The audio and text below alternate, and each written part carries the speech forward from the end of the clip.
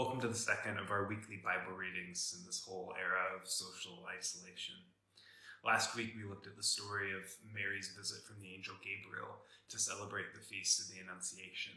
This week I've been thinking about a lot of different verses and kind of going through in my head what would make for a good message for everyone this week. And to be honest, there's a lot of different things that you can say from a lot of different points in the Bible, but the place that I've been resting and what I've been reflecting on a lot is the entire book of Ecclesiastes.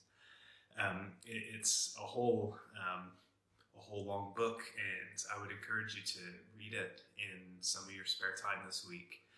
But for this one, we'll just focus on a couple of verses that come out of that. Tradition says that it's written by King Solomon, who's the son of King David, and he rules Israel during a time of peace that's earned by his warrior father. He has everything he could want. He has all the money, all the power, all the women.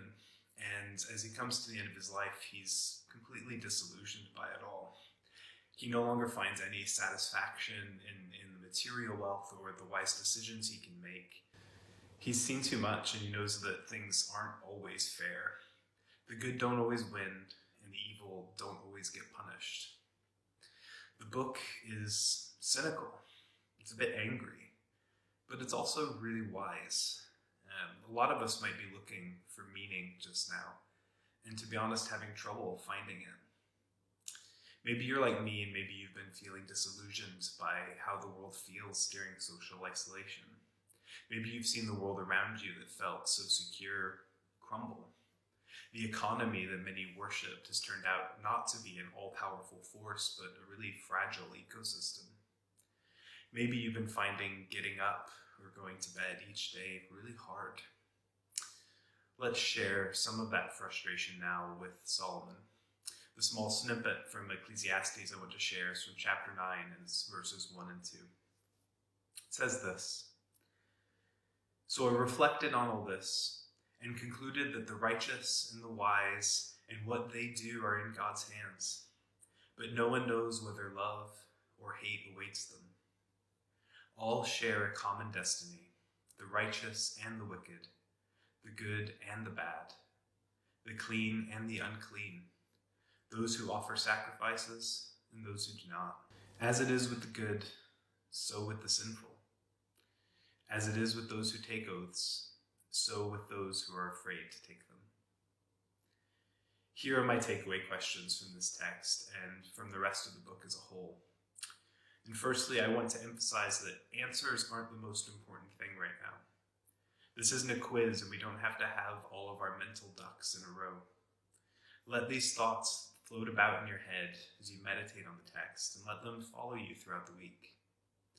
So the first question is, how are you finding meaning each day? That can be a tough question. It can mean a lot of things, but have a think about that. How are you finding meaning each day? The second, what does it mean to have everything we do in God's hands if the same fate awaits us all, as Solomon seems to think here? And the third question is kind of a bigger question, and I think it's going to be one of the more important questions that we ask ourselves throughout this time. What do we want our world to look like when this is all over? It seems like a lot of things that used to be held true and used to be so secure are becoming less and less so. And maybe we have the chance to look forward and see how we can remake this world. It's going to be really hard. It's going to be really strange, but we got to think about what we want it to look like when this is all done. So remember, it's not about the answers. It's about the reflection. So as you continue on this week, know that it's hard, but you're not alone in this. From all of us at Ellen Parish Church, please stay safe and know that all we do is in God's hands.